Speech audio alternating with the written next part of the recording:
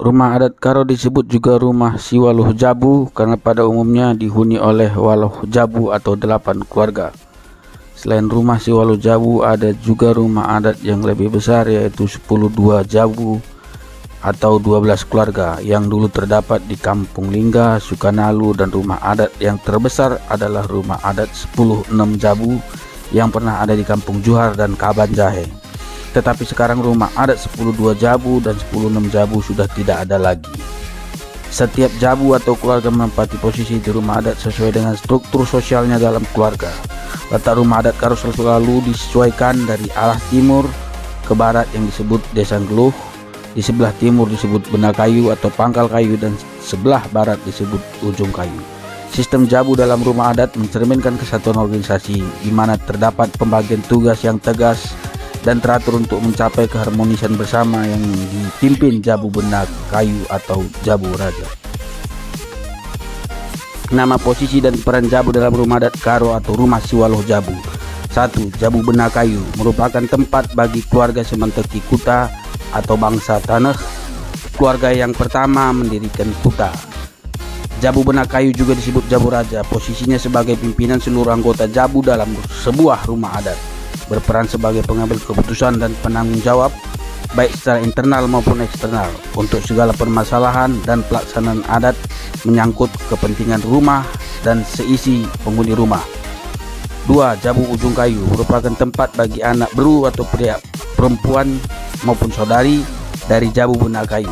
Jabu Ujung Kayu berperan untuk membantu Jabu Benak Kayu dalam menjaga keharmonisan seisi rumah dan mewakili Jabu Benak Kayu dalam menyampaikan perkataan atau nasihat-nasihatnya kepada setiap penghuni rumah. Dengan kata lain, Jabu Ujung Kayu adalah pembantu utama dari Jabu Benak Kayu baik dalam urusan dalam rumah maupun di dalam lingkup adat.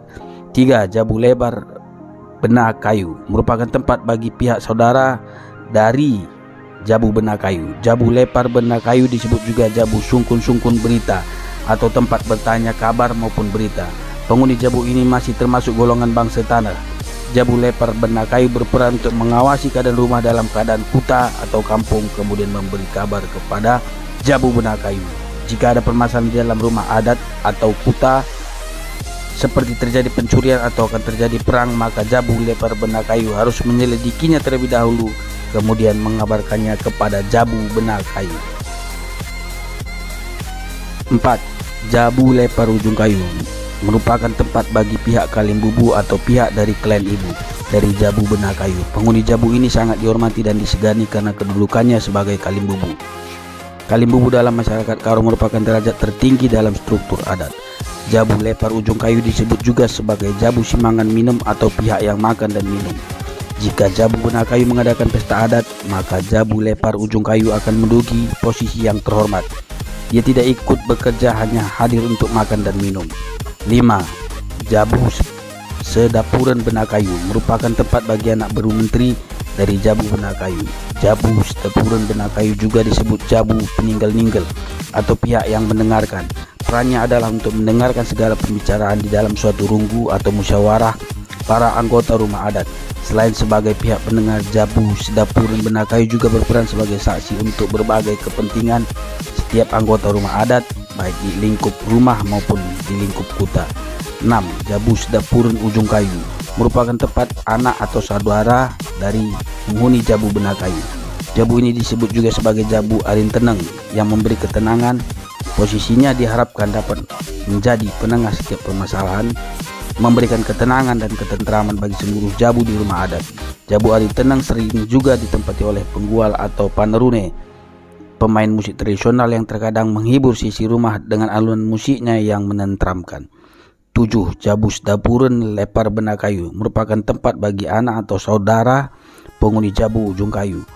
Jabu Sedapuran Lepar Benak Kayu juga disebut Jabu Singkapuri Belo atau penyuguh sirih. Jabu Sedapuran Lepar Benak Kayu berperan dalam membantu Jabu Benak Kayu dalam menerima dan menjamu tamunya. Jabu Singkapuri Belo secara umum berperan sebagai penerima tamu keluarga di dalam sebuah rumah adat dan bertugas menyuguhkan sirih bagi setiap tamu keluarga yang menghuni rumah adat. 8. Jabu Sedapuran Lepar Ujung Kayu merupakan kedudukan bagi guru atau dukun maupun tabib. Jabu Setapuren lepar ujung kayu juga disebut jabu bicara guru yang mampu mengobati dalam adat Karo. Jabu Setapuren lepar ujung kayu berperan sebagai penasihat spiritual bagi penghuni jabu benar kayu, mengumpulkan ramuan-ramuan dari alam untuk pengobatan atau membuat obat bagi seisi rumah, menilai hari baik maupun buruk, menyiapkan pagar atau tolak bala bagi seisi rumah. Selain itu dia juga berperan dalam pelaksanaan upacara terhadap leluhur atau kini tekan pemeda dalam adat suku Karo, dan upacara-upacara yang menyangkut dengan kepercayaan pada masyarakat Karo zaman dahulu. Jadi Jabu Setapuren lepar ujung kayu atau jabu bicara guru berperan dalam hal pengobatan dan hal-hal yang berhubungan dengan kepercayaan masyarakat Karo pada zaman dahulu.